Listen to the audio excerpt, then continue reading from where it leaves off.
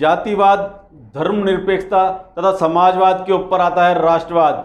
ये कहना है राष्ट्रवादी जनसेना के राष्ट्रीय अध्यक्ष करण सिंह राष्ट्रवादी का। आइए देखते हैं हमारे संवाददाता विष्णु की उनसे हुई वार्ता के विशेष अंश। सर, आज के परिप्रेक्ष्य में कांग्रेस तथा बीजेपी दोनों ही पार्टियां लोगों के विश्वास पर खरी नहीं उतर रही है, इसके बारे में आप क्या कहेंगे? भाई, वर्तमान का राजनीतिक परिदृश्य विचारधारा पर आधारित है। अभी वर्तमान में जातिवाद और सांप्रदायिक पार्टियों ने राज कर रही हैं सेंट्रल में।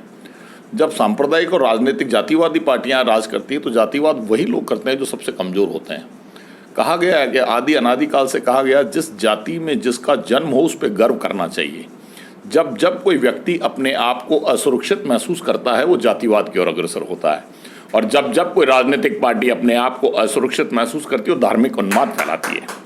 आज वर्तमान का जो राजनीतिक परिदृश्य है वो विचारधारा का है। भाई, जातिवाद, धर्मनिरपेक्षता, साम्यवाद और समाजवाद, सबसे ऊपर राष्ट्रवाद आता है। जी सर। वर्तमान में जो राजनीतिक पार्टियां वर्तमान की बात न करके हर समय कोई टीवी पे कोई डिबेट चल रही है, जब भाजपा, कांग्रेस, बसपा, राजपा विचारधारा की पार्टियां बैठती है तो वहां पे उस क्वेश्चन को, जब वर्तमान का क्वेश्चन किया जाता है तो उसको वो अतीत में ले जाते हैं, पास्ट में, और पास्ट से उसको फ्यूचर में ले जाते हैं वर्तमान की सरकार वाले।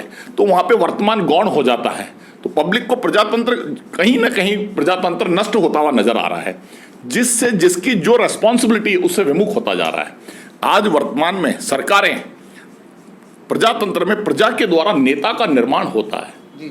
नैया के तारण करने वाले को नेता कहते हैं। नेता कैसा होना चाहिए कि आप जब एडमिनिस्ट्रेशन को फोन करें, ये प्रजातंत्र है, नेताओं की प्रशासन सुन नहीं रहा है तो कहीं ना कहीं प्रजातंत्र कमजोर हो रहा है। पुलिस अपने आप में इतना ईगो बना चुकी है कि वो जब जिस थाने में लगती है तो वो सोचती है तो मैं राजा हो गया। आज वर्तमान में जो समाज का, संविधान का चौथा स्तंभ जो समाचार दर्पण है वो कहाँ खड़ा है? साधु संतों ने, जब हम आज वर्तमान का साधु संत कहाँ खड़ा है? आशाराम बापू जैसे बन जाते हैं।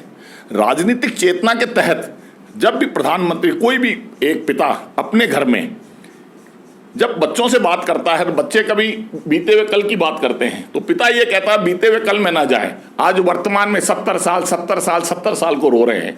वर्तमान की कोई बात नहीं करना चाहते कि साक्षरता कहाँ खड़ी है, प्राइमरी से मिडिल स्कूल कहाँ खड़े हैं, मिडिल के बाद 10+2 कहाँ खड़ा है, हायर एजुकेशन कहाँ खड़ा है, हायर एजुकेशन के बाद एम्प्लॉयमेंट कैसे मिल पाएगा, हेल्थ कैसे हम अच्छी रख पाएंगे, स्पोर्ट्स हम कैसे कर पाएंगे, हमारा एग्रीकल्चर कहाँ है, हमारा एनवायरनमेंट कहाँ है, हमारे जितनी भी सर्विसेज है, गवर्नमेंट के डिपार्टमेंट्स हैं, सब में भ्रष्टाचार, लोकाचार में तब्दील हो गया है।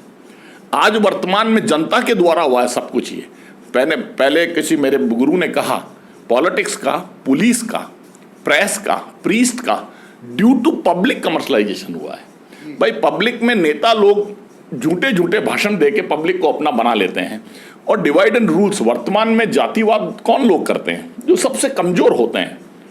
आज आवाज वाले लोगों को दबा दिया गया है, आवाज वाले लोगों को दबा दिया गया है। भाई, आवाज से लक्ष्य बनता है, लक्ष्य से जीत होती है, और सत्ता 3 चीजों का मिश्रण है भाई, ताकत, पैसा और दिमाग। जब आदमी एक बार, आज वर्तमान में राजनीतिक परिदृश्य कहाँ खड़ा है? हर समय कांग्रेस को गाली दी जाती है, कांग्रेस के 70, मैं कांग्रेस, बीजेपी, बसपा, राजपा का नहीं हूं, मैं नेशनलिस्ट हूं।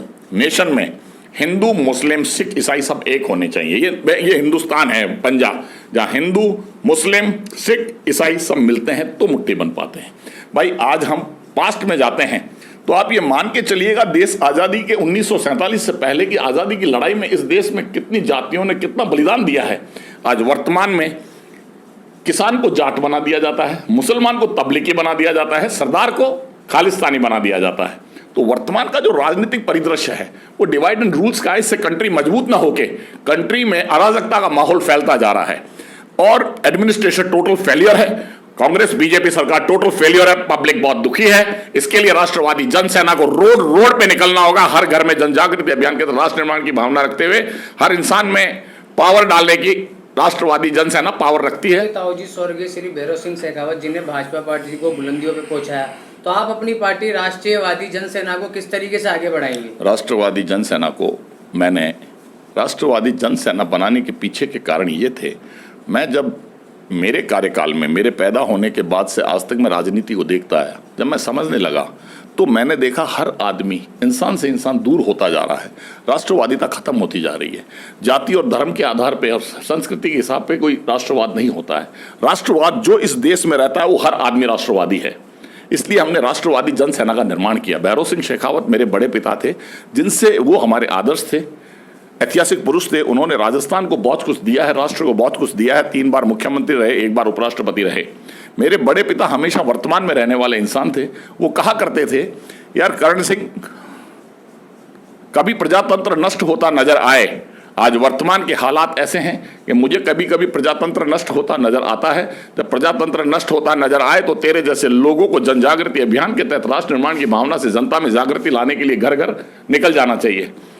ये मेरी विजन के तहत मैं ये काम करना चाहता हूँ। सर, स्वर्गीय श्री भैरव सिंह शेखावत जी आपके प्रेरणा स्रोत थे, तो आप उनको किस नजरिए से देखते हैं? मैं भैरव सिंह शेखावत मेरे आदर्श थे। हमने जो भी कुछ आज सीखा है, जहाँ हम बैठे हैं, उन्हीं की वजह से हैं। उन्होंने हमें नाम दिया है।